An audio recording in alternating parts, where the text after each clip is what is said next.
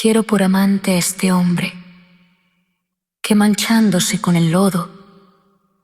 de la lujuria, ha blasfemado contra la belleza, haciéndola perder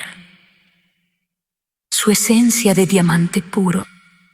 y con su ignorancia ha convertido la seda y la miel en áspera y agria noche sin estrellas. Quiero por amante a esta mujer que esconde bajo su velo el mágico resplandor del ámbar, quien ser humano con alma alguna haya visto jamás, para guardarla en el fondo del corazón como se guarda y se cuida el cofre donde reluce